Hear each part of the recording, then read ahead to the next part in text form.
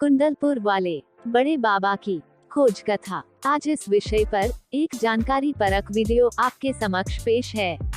यदि जानकारी पसंद आए तो पोस्ट को लाइक और शेयर जरूर करें। यदि पोस्ट में कुछ गलत हो या आप कोई सुझाव देना चाहे तो कमेंट्स कर अवश्य बताएं। पुराने वीडियो की लिंक डिस्क्रिप्शन में दी है, उन्हें भी जरूर देखें। और हाँ, चैनल को सब्सक्राइब कर नोटिफिकेशन बेल को ऑन कर लें, जिससे आपको ऐसे ही वीडियो की नोटिफिकेशन मिलती रहे। तो पेश है बड़े बाबा की खोज कथा। बड़े बाबा की प्रतिमा की खोज की कथा काफी रोचक है। 17वीं शती के अंतिम वर्षों की बात है। दिगंबर जैन परंपरा के भटारक श्री सुरेंद्र कीर्ति कई दिनों से अपने शिष्यों सहित विहार कर रहे थे। वे निराहारी थे, भोजन के लिए नहीं, देव दर्शन के लिए, कि कहीं कोई जिन मंदिर मिल जाए जहां तीर्थंकर प्रतिमा प्रतिष्ठित हो तो मन की क्षुधा मिटे और इस शरीर को चलाने के लिए आवश्यक ईंधन ग्रहण करें। वो तृषित भी थे, किंतु उनके नेत्रों में प्यास थी किसी जैन प्रतिमा की मनोहारी छवि नैनों में समा लेने की। देव दर्शन के बगैर आहार ग्रहण न करने का नियम जो लिया था उन्होंने। घूमते घूमते एक दिन दमोह के पास स्थित हिंडोरिया ग्राम में आकर अपने साथियों के साथ ठहरे। हिंडोरिया ग्रामवासी अपने को धन्य अनुभव कर रहे थे, किंतु सबके हृदय में एक कसक थी। कई दिनों से देव दर्शन न होने के कारण उन्होंने आहार ग्रहण नहीं किया था। यह समाचार गांव के घर घर फैल चुका था और आसपास दूर तक कहीं कोई जिनाले न था। कैसे संभव होगा भटारका जी को आहार देना? भाव विह्वल श्रावक चिंतित थे। उन्होंने अपना ज्ञानोपदेश दिया। जैन श्रावकों ने उनके आहार के लिए चौके लगा दिए। प्रातःकाल ज्ञानोपदेश के पश्चात वे ग्राम में निकले।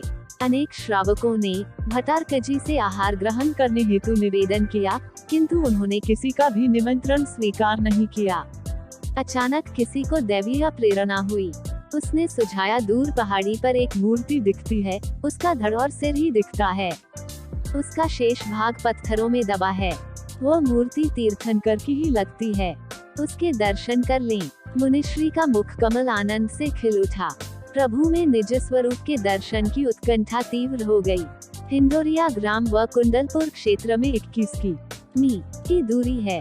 उस समय झाड़ झंखाड़ से भरा दुर्गम जंगली रास्ता कितना लंबा, कितना दूर था, इसका अनुमान लगाना कठिन नहीं है, किंतु एक दिन में कोसों दूरियां नापने वाले जैन साधु इससे कब डरे हैं।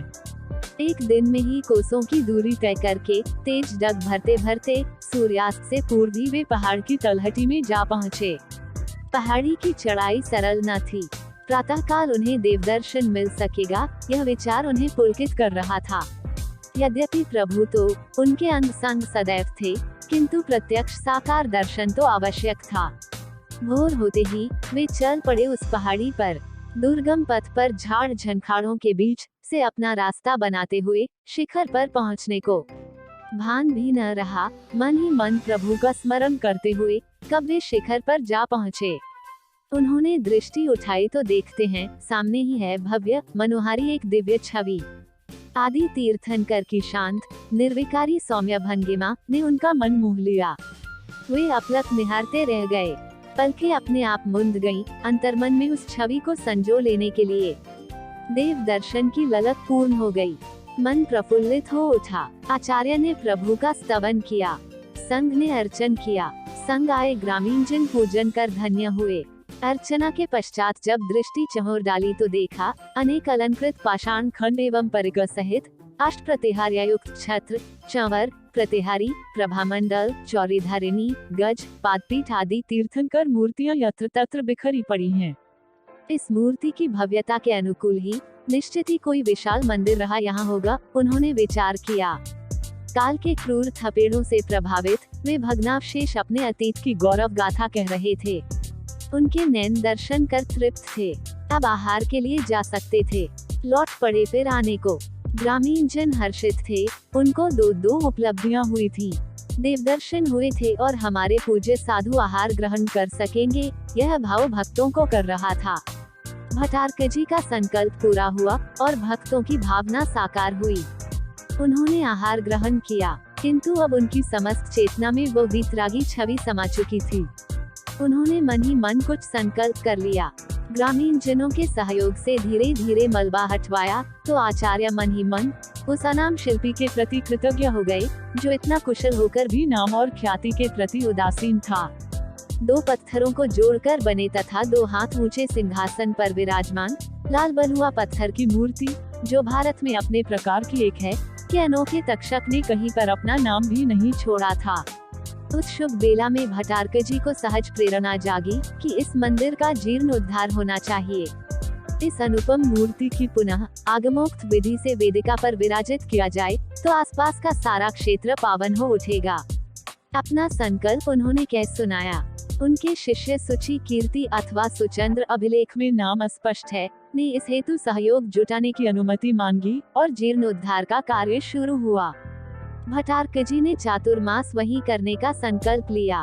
कार्य प्रारंभ हुआ ही था कि सुचंद्र कीर्ति जी की नश्वर देह 5 तत्वों में विलीन हो गई। तब उनके साधु सहयोगी ब्रह्मचारी नेमिसागर जी ने इस अपूर्ण कार्य को पूर्ण करने का भार अपने ऊपर ले लिया। दैवयोग, शूरवीर तथा राजा चंपतराय व रानी सारंधा के पुत्र महाराज छत्रसाल अपनी राजधानी पन्ना छोड़कर इधर उधर घूमते घूमते कुंडलपुर पधारे। उन्होंने भी इस अद्भुत मूर्ति के दर्शन किए। ब्रह्मचारी नेमिसागर से भेंट होने पर उन्होंने महाराज छत्रसाल के सम्मुख जीर्णोद्धार हेतु भट्टारक जी का संकल्प निवेदन किया। महाराज स्वयं उस समय याचक बनकर घूम रहे थे। विशाल व उदार हृदय छत्रसाल ने फिर भी ब्रह्मचारी जी की बात को नकारा नहीं।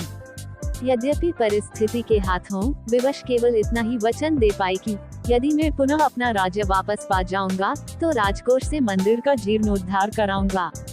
अतिशय था या छत्रसाल का पुण्योदय अथवा उनका सैन्य बल काम आया या प्रभु की कृपा हुई। किंतु बहुत शीघ्र ही पन्ना के सिंहासन पर वे पुनः प्रतिष्ठित हो गए। उन्हें अपना वचन याद था। निश्चित ही बड़े बाबा के दरबार में उनकी प्रार्थना स्वीकृत हुई थी, क्योंकि वे उनकी शरण में गए थे। छत्रसाल को राज्य मिला और श्रद्धालुओं को बड़े बाबा छत्रसाल ने ईश्वर को धन्यवाद दे जीर्णोद्धार कराया और बड़े बाबा अपने वर्तमान स्थान पर विराजमान हुए। इस कथा का परिचय सूत्र है विक्रम संवत 1757 का। गर्भगृह की बाहरी दीवार में लगा मंदिर के जीर्णोद्धार संबंधी देवनागरी लिपि तथा संस्कृत भाषा का लगभग 52 सेंटीमीटर बाई 62 सेंटीमीटर का एक शिलालेख।